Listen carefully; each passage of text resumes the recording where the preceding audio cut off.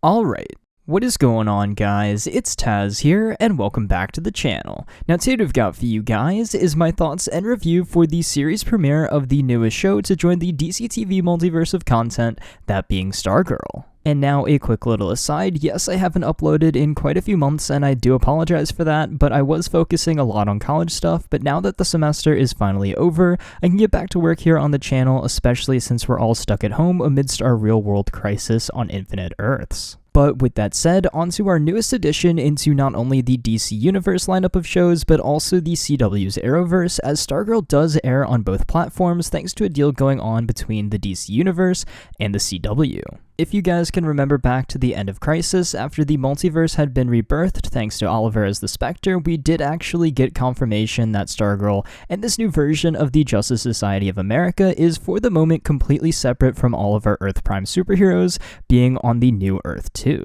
I feel like this was actually a very good move to put Stargirl over on Earth 2 because this allows them to tell stories without having to worry about interfering with the other CW shows over on Earth Prime, while also leaving the door open for potential crossovers between Stargirl and our Arrowverse heroes in the future. So the premiere of Stargirl dropped right at midnight on Monday morning on the DC Universe app for those of us with subscriptions, and then the next day within the Flash's old time slot over on the CW at 8 p.m. Tuesday night. As long as everything goes according to plan, this video should be live shortly after the episode airs on the CW, as I was able to watch it the day before thanks to the DC Universe. But with all of that technical airing details out of the way, let's just get right into talking about this premiere. So kicking things off real quick, non-spoilery thoughts on the premiere. I thought it was one of the best premieres that I've seen in quite a while for a superhero show. It is really good. It just kind of grabs you in. It gives you some really good backstory with the Justice Society of America and the Injustice Society, and then it sets up some really cool stuff to see Stargirl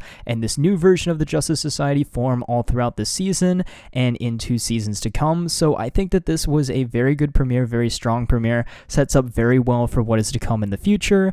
And with that little sort of non-spoilery thoughts out of the way, I think you guys should definitely go watch it. If you haven't already, then come back and finish watching the rest of the spoiler talk. But yeah, let's get into the nitty-gritty details about this premiere. The episode starts off taking us back to 10 years ago, where we see the final fateful battle of the Justice Society of America against the Injustice Society, where assumingly most, but fingers crossed not all, of the JSA were killed. And the reason why I'm leaving the door open to the possibility that maybe some of the original members of the JSA are still alive is the fact that we only physically saw a handful of members bite the dust on screen, meaning there is still a chance for some of them to pop up later on in the season or even in future seasons. But the main focus of this flashback right at the beginning was to showcase Pat Dugan, aka Stripesy, as well as Starman, who just before dying says that the JSA must live on. Still back 10 years later, we also cut to a young Courtney Whitmore, who is waiting for her father to return on Christmas Eve, and he mysteriously does not, and that is the same night that the JSA met their end. Coincidence? Possibly? Maybe? Potentially? So jump to present day, and we have Courtney and her family moving from LA to Blue Valley, Nebraska, thanks to Pat Dugan, who is now Courtney's stepfather, and obvious resentment against him by Courtney is, well, obvious.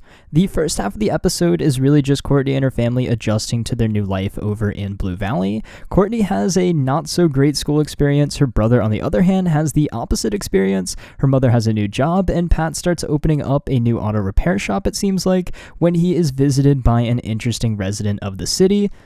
Cough, cough. Sportsmaster. Yeah, I'm gonna leave it at that.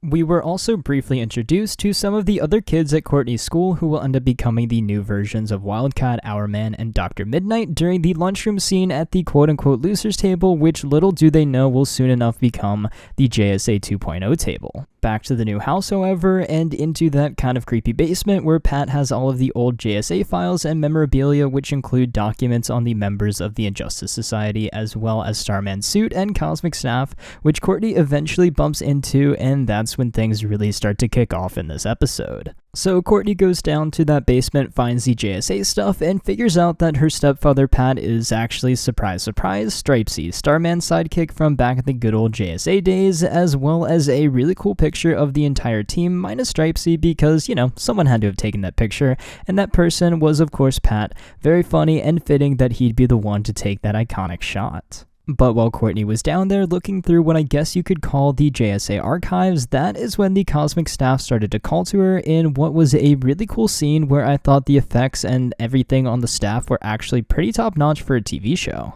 But with the now reactivated cosmic staff, Courtney went on a little adventure around town, starting to learn about what the staff could really do, which included but is not limited to being a cool glow stick, flying, doing some acrobatic tricks, as well as blowing up expensive cars, owned by a high school bully whose father is Brainwave, another member of the Injustice Society. Really loved how in this fight scene at the drive-in movie theater, it seemed like the cosmic staff was really in the driver's seat and Courtney was just kind of along for the ride to see what the staff could really do. But after the fiasco at the drive-in, Courtney tries to sneak the staff back down to the basement, only to be greeted by Pat, and they both had some explaining to do.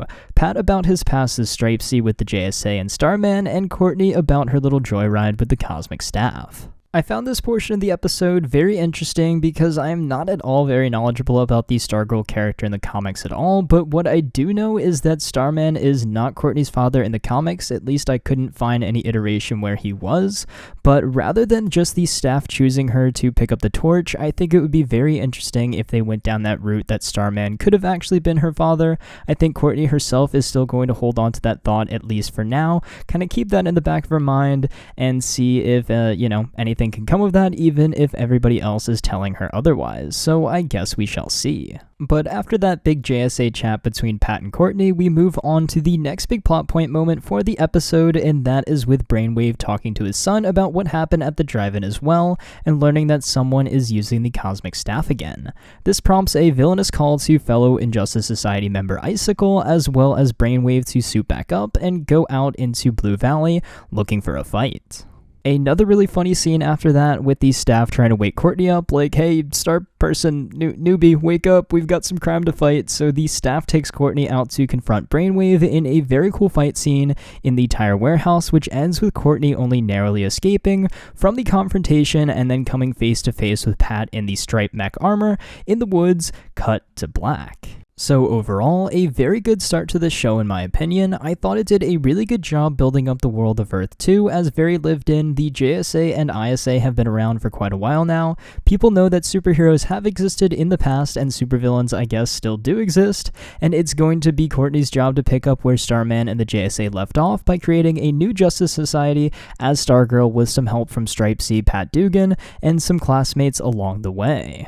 I think this pilot does a really great job to set up for the rest of the season, and I cannot wait for more staff action and for Courtney to fully become Stargirl with the suit and everything. I hope we do get more JSA flashbacks as well throughout the season, possibly, as I mentioned before, maybe some members aren't dead but just in hiding, as well as I think the lineup of the Injustice Society is going to be really cool to see. Stargirl, Pat in the stripe armor, and the new JSA members take on this season. All in all, I think this show is a must-watch for anyone who is a fan of DC TV. It feels like a mix of The Flash and Smallville with maybe a little bit of Riverdale, and I guess you could say maybe some Stranger Things mixed in there too. I've heard some people say that as well. So it's kind of a mix of everything that you love. I think Brec Bassinger as Courtney Whitmore, aka Stargirl, shows some real potential in this first episode, and as I mentioned, all of the JSA and ISA members that we saw were awesome as well, and Luke Wilson as Pat Dugan might very well be my favorite character at the moment after just seeing this first episode. Almost forgot to mention this, but supposedly the CW version of the show will be slightly edited down to fit a normal runtime for one of their shows, so I'm not quite sure what is actually going to be cut, but if you only have access to the show through the CW or their website, I wouldn't worry too much about it. I'm sure you'll get the same Stargirl experience as everyone else. I have a feeling we're in for a really great time with this first season of Stargirl, chock full of awesome comic booky details for us to enjoy, especially with how closely Jeff Johns worked creatively behind the scenes with this project. So with that said, I hope this video wasn't too much of a rocky return to YouTube for me, and I want to know what you guys thought about the Stargirl premiere down there in the comments below. What did you think of the newest addition to the DC TV lineup? What platform are you watching it on, DC Universe or the CW? And what are you most excited for, or what do you have questions about moving forward into Season 1? I want to know your thoughts on all of this down in the comments below. But until next time, guys, it's been Tazz, and I'll see you guys in the next video.